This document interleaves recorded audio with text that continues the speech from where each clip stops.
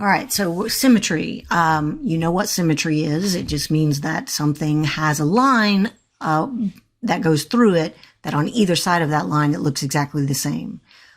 So symmetry with respect to the x-axis just means that a graph looks exactly the same above the x-axis as it does below the x-axis.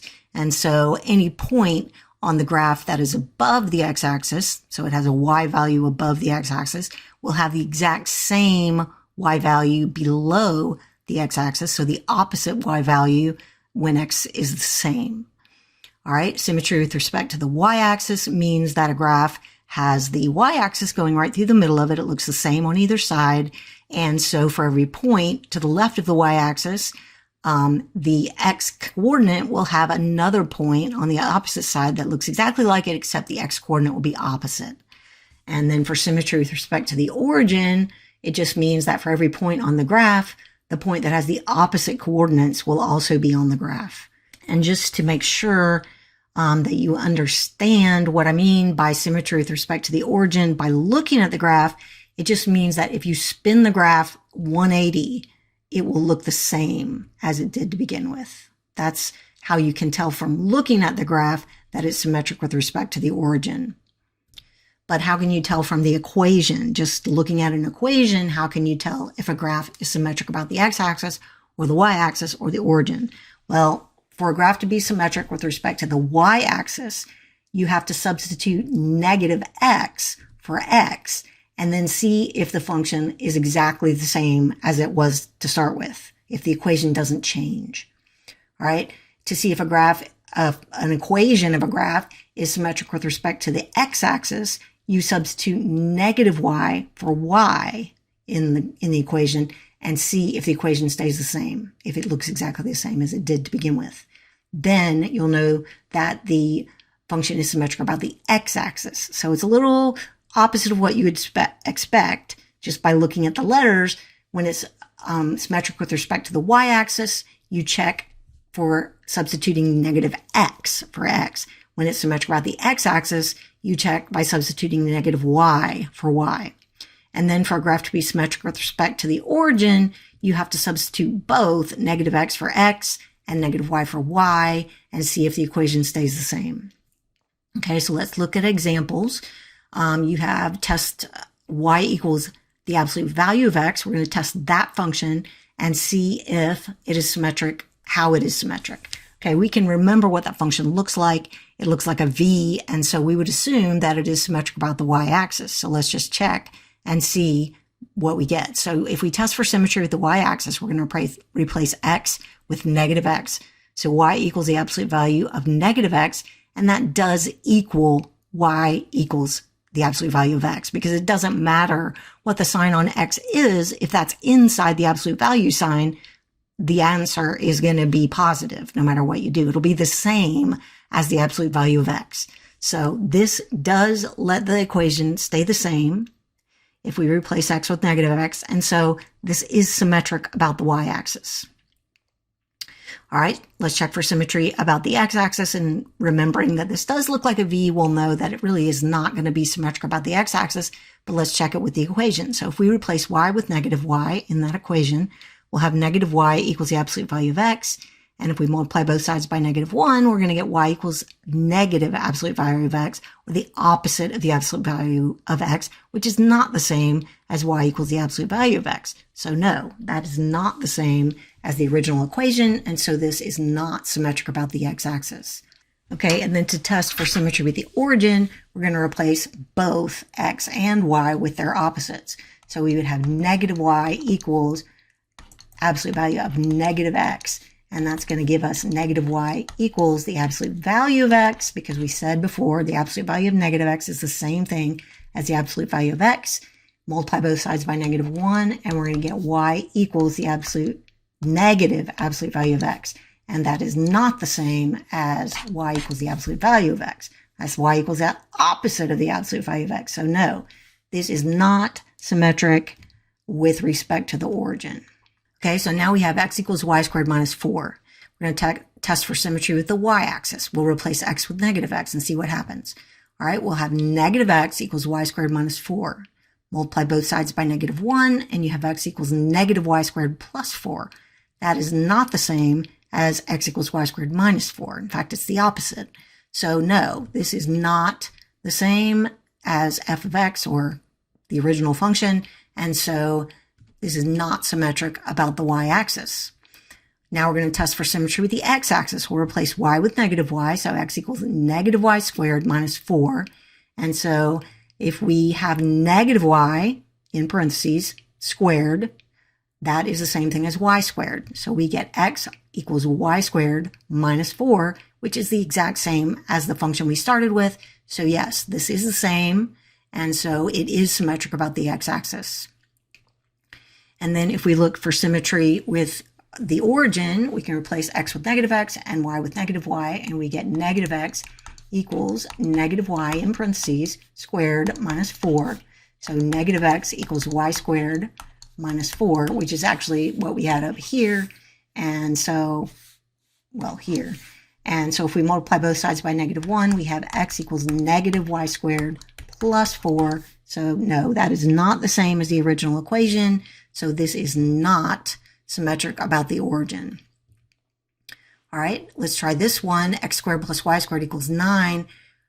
If we remember the circles we've been talking about in this chapter, x squared plus y squared equals 9 is a circle that has its center at the origin. So we know, if we think about what the picture is going to look like, it is symmetric about the x-axis, the y-axis, and the origin. So we can test the equation if we didn't know what that graph looks like. We can try negative x for x. We'll have negative x, in parentheses, squared plus y squared equals 9.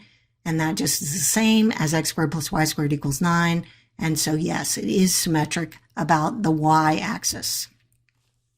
If we replace y with negative y, we're going to have x squared plus negative y, in parentheses, squared equals 9. And that is the same as x squared plus y squared equals 9. And so this is symmetric about the x-axis. If we test for symmetry with the origin, we replace x with negative x and y with negative y. We're going to have negative x, in parentheses, squared plus negative y, in parentheses, squared equals 9, which is exactly the same as the original function. And so, yes, it is symmetric about the origin.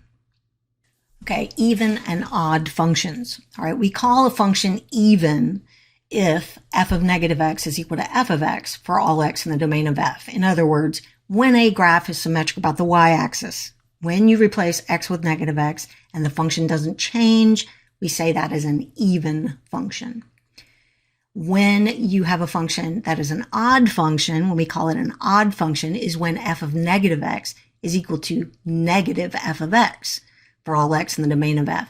And that is when the graph is symmetric with respect to the origin. That is when you put in negative x to the function, you get negative y. That means that we call it an odd function. Now, when a graph is symmetric about the x-axis, it is not a function. So we don't call it anything. We don't call it a certain kind of function because it's not a function. When a graph is symmetric about the x-axis, that means that the vertical line test won't work on it because it'll hit the graph more than once when you do a vertical line test. So that's not even a function. And that's why we don't talk about graphs that are symmetric with respect to the x-axis when we're talking about functions, because those things are not functions. So if you look at these pictures, the first graph is symmetric. Just by looking at it, you know it's symmetric about the origin, because if you spin it 180, it looks exactly the same, and we call that an odd function.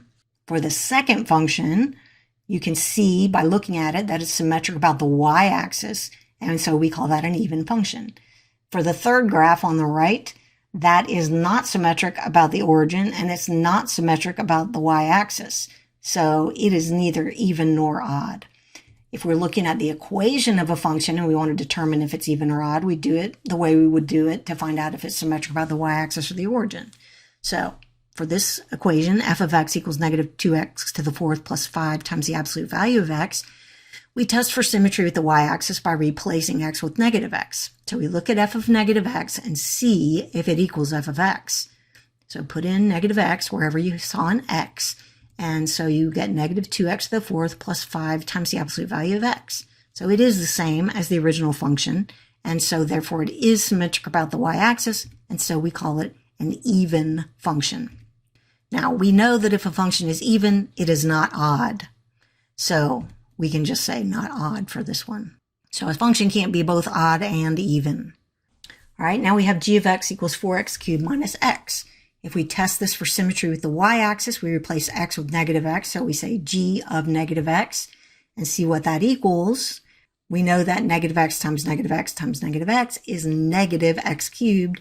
So we would get 4 times negative x cubed plus x, and that is negative 4x cubed plus x. And so that is not the same as 4x cubed minus x, our original function. And so no, that is not going to be even. All right, test for symmetry with the origin. We're going to see if f of negative x is equal to negative f of x. So g of x, g of negative x is just exactly what it was when we tried it a minute ago. And that is 4 times negative x in parentheses cubed minus negative x. And if we multiply that out, we get negative 4x cubed plus x, which is the opposite of the original function. So g of negative x is equal to negative g of x, and therefore this is symmetric about the origin, and so it is odd. All right, let's look at h of x equals 2x squared plus x. We'll test for symmetry with the y-axis by replacing x with negative x. So we'll have h of negative x is equal to 2 times negative x parentheses squared plus negative x, and that is equal to 2x squared minus x, which is not the same as 2x squared plus x, our original function. So that doesn't equal h of x, and so this is not even. If we test for symmetry with the origin, we replace x with negative x, and we get 2x squared minus x, and that is not the opposite of h of x. It's not negative 2x squared minus x, which is what it would have to be the opposite of h of x. And so that is not odd. So this function is neither even nor odd.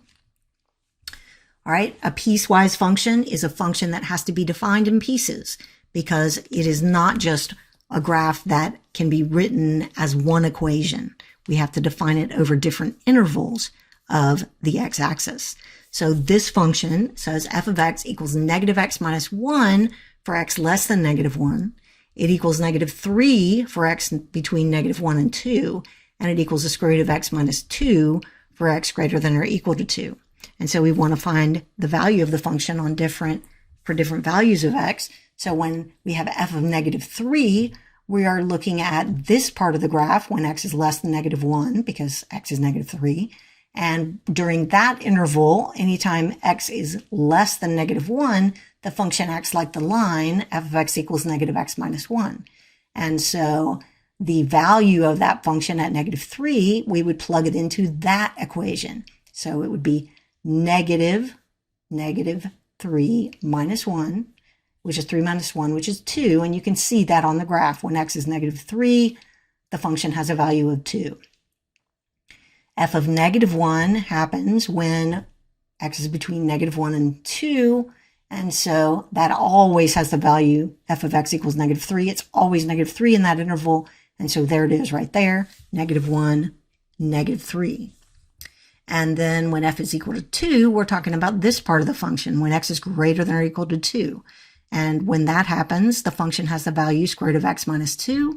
So that equals the square root of 2 minus 2, which is the square root of 0, which is 0. And you can see the point right there. F of 6, that also happens in that area when x is greater than or equal to 2. And so we would put it into that same thing. Square root of x minus 2. Square root of 6 minus 2 is the square root of 4, which is 2. And you can see that on the graph right over here. You can't really see it. It's off the edge. But when x is 6, y is 2. And so that's what that point is. The value of the function at 6. All right, so let's look at these two. Graph the function defined by f of x equals negative 3x for x less than 1, and f of x equals negative 3 for x greater than or equal to 1. All right, so we're looking at two different areas of the graph of the coordinate plane when x is less than 1, so over here on the x-axis, and when x is greater than or equal to 1, so over here. And we're going to see what the graph is doing. So we're going to look at the green part first. We're going to look at the area where x is greater than or equal to 1. All right, so what's happening there? When x is greater than or equal to 1, the function has a value of -3. That's it. It's always -3. So when x is 1, it's -3. When x is 2, it's -3. When x is 3, it's -3. And forever and ever, as x goes up, it's always -3 in that part of the function. So it's just the horizontal line, y equals -3, and that's what the function looks like from x greater than or equal to 1. Now let's look at the yellow part. When x is less than 1, what does the function look like? The function, when x is less than 1, looks like f of x equals -3x, which is the line with y-intercept 0 and slope -3. If x equals 1, which is not really included in this, but we want to know what that function would look like if x equals 1, you would be at -3, because -3 times 1 is -3. We don't want to include that on this part of the function, so we put an open circle there, just showing where the function would be at its beginning, because we want to include every point close to x equals 1, but not including x equals 1.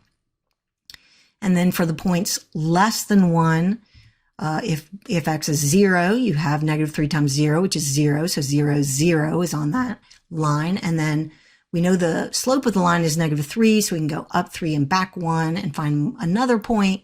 And so this part of the function, when x is less than 1, looks like this line. All right, for the one in example 6, f of x is equal to x plus 3 when x is less than -1. So in that part of the function, we're talking about the places where x is less than -1, so this area. And then for the second part of the function, x squared for x between -1 and 2. So this part of the function is right here. So let's look at what's happening. In the green part of the function, when x is less than -1, we do want to put an open circle when x equals -1 for that particular function. So when x equals -1, that function, x plus 3, would have a value of 2. And so we're putting an open circle there just to show that we want all the points to the left of that, but we don't want to include that value of x. So we know that this is going to be a line, x plus 3, f of x equals x plus 3, with y-intercept 3 and slope 1. So we can use that slope of 1, go backwards and down 1. We can go another backwards and down 1 for the slope, and we get this line, y equals x plus 3, for the values of x less than -1. And then as x goes from -1 up to 2, not including 2, we have the function f of x equals x squared, which is a parabola. And so at x equals -1, we're going to have -1 squared, which is 1. So the point -1, 1 is on this parabola. And then the point 0, 0 is on the parabola, and 1, 1. And so not including x equals 2, which would have a value of 4. And so we're putting an open circle there. So from x equals -1 to 2, we have this parabola for this function. Okay, so we're looking at the greatest integer function. So graph the greatest integer function, f of x equals greatest integer less than or equal to x. So if x is -1.7, we'll just go ahead and graph some points. So when x is -1.7, we are looking for the integer, greatest integer, less than or equal to -1.7. And that's going to be -2. And so -1.7, -2 is on this graph. The greatest integer less than or equal to -1 is just -1. So the greatest integer function of an integer is that integer itself. So -1 is going to be on this graph. Now, -0.6. The greatest integer less than or equal to -0.6 is -1. So you're looking for the integer that is just less than whatever that number is. So it's the integer you would find if you go to the left on the number line. The first integer you come to, that's the greatest integer less than or equal to whatever your number is. unless it's an integer, and then you just stay there. So for negative 0.6, the next integer down from that is negative 1. So the point negative 0.6, negative 1 is on this graph. If x is 0, the greatest integer less than or equal to 0 is itself 0. At 0.4, we're just above 0, and so the greatest integer less than or equal to 0.4 is 0. So the point 0.40 is on this graph. If x is 1, the greatest integer less than or equal to 1 is just 1. So the point 1, is on this graph. At 1.8, we're talking about the integer that is just less than 1.8. It's less than the next integer down, so 1. I'm just stressing this because sometimes it's hard to understand when I just say it really fast. So 1.8, the greatest integer less than or equal to 1.8 is 1. So the point 1.81 is on this graph. When x is 2, the greatest integer less than or equal to 2 is itself 2. For 2.5, the greatest integer less than or equal to 2.5 is still 2. So the point 2.52 is on this graph. Okay, so you can kind of see what's happening here. This looks like little stair steps, because whenever you hit an integer, you stay on that integer until you get to the next integer for your y value. So if you look at, say, when x is negative 1. When x is negative 1, y is negative 1. And for all these x values in here, it just keeps staying negative 1, negative 1, negative 1. It doesn't change, because for all those x values there, the integer that is less than or equal to them is negative 1. So the function stays at negative 1 until you get to 0 on the x-axis, and then the greatest integer value of 0 is 0. So once you get to 0, that stair step stops, and you hop up to the next stair step, where all the x values here just always have the value 0 for their y value, because the greatest integer less than or equal to 0.1, 0.2, 0.3, all those have a greatest integer value of just 0, because it's the next integer down from whatever that thing is. So you keep staying at the same y value until you get to x equals 1, and then the y value jumps up to 1, because the greatest integer less than or equal to 1 is 1. So you have an open circle here, and you hop up here, and now for all the x values between 1 and 2, you stay on the integer 1 until you get to x equals 2, where you're going to pop up to here. So there'll be an open circle here, and you'll pop up to the next step, and so on. So this is what the greatest integer function looks like. It looks like these stair steps where you stay on the same integer for your y value until you get to the next integer up. Okay, now we're going to look at a piecewise function that goes with a certain real-life situation. All right, a salesperson makes a monthly salary of $3,000, plus they get a 5% commission on sales over $20,000 for the month. So we're going to write a piecewise function to represent the person's monthly income, I of x, in dollars, for x dollars in sales. There's two situations. If they only accomplish $20,000 or less in sales in a month, then they don't get the bonus. They get $3,000. That's their salary, I of x.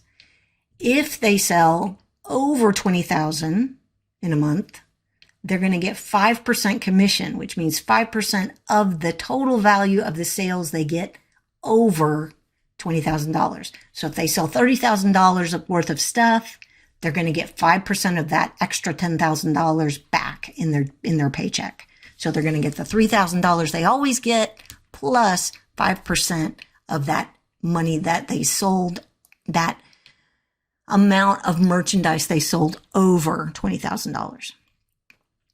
All right, so X is the amount they sell. X minus 20,000 is going to be the amount in sales over 20,000. Okay, so what's going to happen? If you make over 20,000 in sales, you're going to get paid $3,000 plus the extra 5% of whatever you sold over $20,000. So the piecewise function is going to look like this. I of X, so your income on X is the amount you sold, the amount of products, the value of the products you sold that month. If, there's two situations, if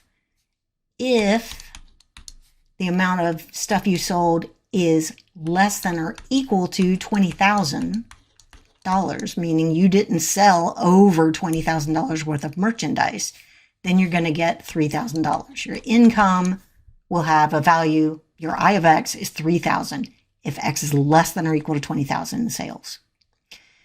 However, if you sell over $20,000 worth of merchandise, if X is more than 20,000, then you're going to get your $3,000 plus 5% of the amount you sold over 20,000. So that's going to be X minus 20,000. So this is your piecewise function. Two situations. You sold less than or equal to $20,000 in merchandise, in which case the function is 3,000. Your income is 3,000. If you sold more than $20,000 worth of merchandise, you still get your 3,000 plus 5% of the value of the merchandise you sold over $20,000 worth. Okay, so we're looking at intervals of increasing, decreasing, and constant behavior in a function. Suppose that I is an interval contained within the domain of a function f. F is increasing on I if f of x sub 1 is less than f of x sub 2 for all x sub 1 less than x sub 2 on I. F is decreasing on I if f of x sub 1 is greater than f of x sub 2 for all x sub 1 less than x sub 2 on I. F is constant on I if f of x sub 1 equals f of x sub 2 for all x sub 1 and x sub 2 on I. That is very complicated sounding, but it really is easy to understand if you just look at a picture. F is increasing. Okay, so this function is increasing. One on the far left is increasing. The reason it's increasing is because as x gets bigger, y gets bigger. So as you go from x sub 1 to x sub 2 in this interval, just this little interval here, and we can talk about any interval on the graph of a function and talk about what the function is doing. All right, so this particular function here is increasing as you go from x1 to x2, meaning that for any x sub 1 that is less than x sub 2, f of x sub 1 is going to be less than f of x sub 2. So as x increases, y increases. That means it's an increasing function on that interval. So that's all that this first sentence here means. Then decreasing. A decreasing function, if it's decreasing on a certain interval from x sub 1 to x sub 2, that means as x is going up, y is going down. Okay? So that means x sub 1 less than x sub 2 means f of x sub 1 is greater than f of x sub 2. So as x goes up, y goes down in that interval between x sub 1 and x sub 2. That's a decreasing function. Constant means that as you go from x sub 1 to x sub 2 inside a certain interval, the function doesn't change. It stays the same. Okay, so that is all that these three statements mean. In the first instance, that's an increasing function, decreasing function, constant function on those intervals. Now, functions do all kinds of different things. Some go up and down and all around. So you have to choose an interval to talk about what the function is doing, because you can't always say it's doing this all the time. You can say it's doing this between x sub 1 and x sub 2. This is what it's doing. So we want to talk about functions and their behavior. Okay, so let's just use interval notation to write the intervals over which this function is increasing, decreasing, and constant. All right, so if you look at the graph, what is it doing? As you start on the left, going left to right on the x-axis, as you start at -4 for x, the function is now decreasing. It's going down. As x is going up, y is going down. Then once you get to -1 on the x-axis, so here, the function starts to be constant, stays the same until you get to 2 on the x-axis, and from 2 to 3, the function is increasing. And once you get to 3, the function starts decreasing again. Okay, so we're going to write intervals for when the function is doing different things. Let's start with constant. It's constant from -1 to 2. So we'll put the interval notation here for constant, -1 to 2. From -1 to 2 on the x-axis. This is not a coordinate pair. This is not the point -1, 2. This is an interval. So remember, to know what it means, you've got to know the context. In this context, we're not talking about a specific point. We're talking about an interval on the x-axis. As you go from -1 to +2, the function is constant. Okay, when is the function increasing? I'm going to go to increasing now. The only time the function is increasing is between 2 and 3 on the x-axis. So the interval where the function is increasing is the interval 2 to 3. And the reason I'm only using parentheses and no square brackets is because you can't really talk about what a function is doing at a specific point. So you would never just put, a solid bracket when you're talking about increasing, decreasing, or constant, because a function is not doing anything when it's at a specific point. It's doing things across an interval. It's moving. If you just, say, what is it doing at the point, 3, when x is 3? It's not doing anything. It's just one point.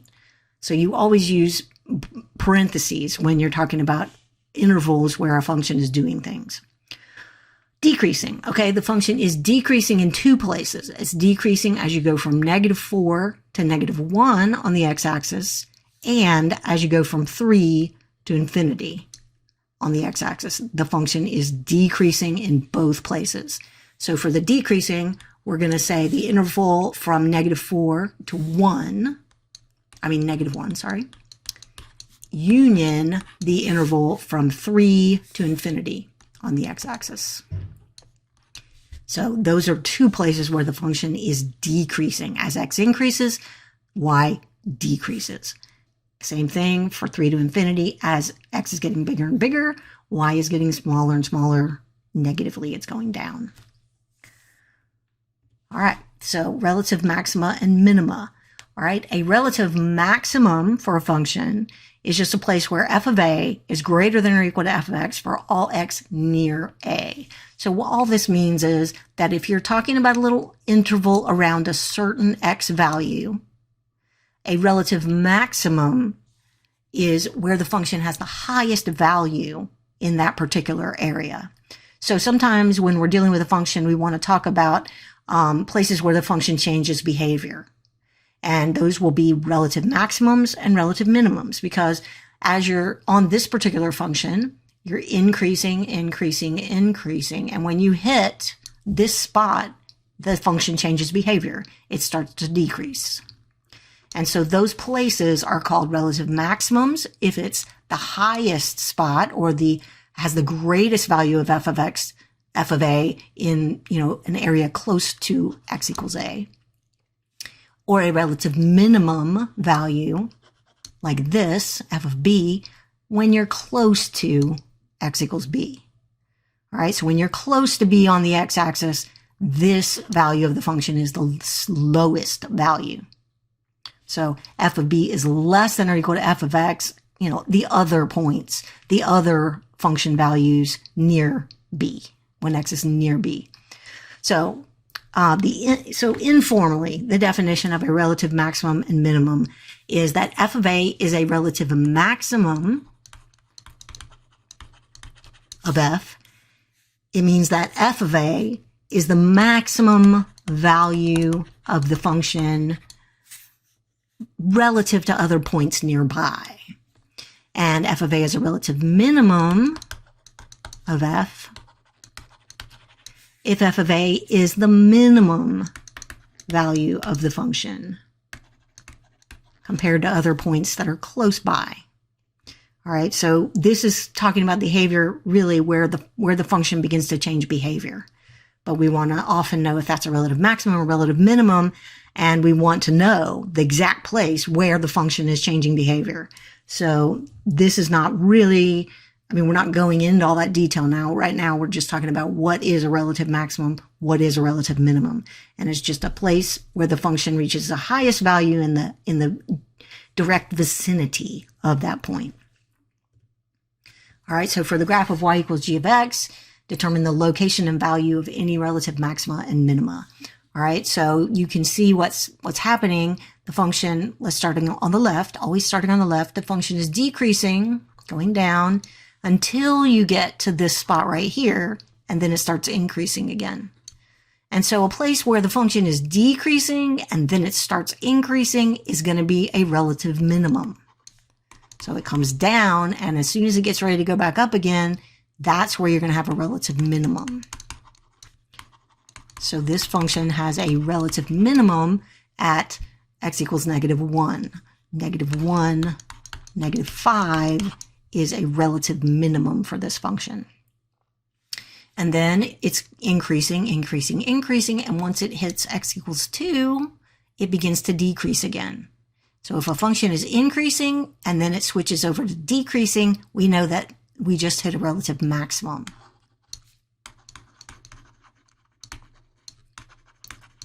Okay, and that's at the point 2, 1. We have that relative maximum. So then the function is decreasing until you hit x equals 4, and then it starts increasing again. So that's another relative minimum. It's a low spot in the function. And that is at 4, -2. So when x equals 4, you have a relative minimum. When x equals 2, you have a relative maximum. When x equals -1, you have a relative minimum at the point -1, -5.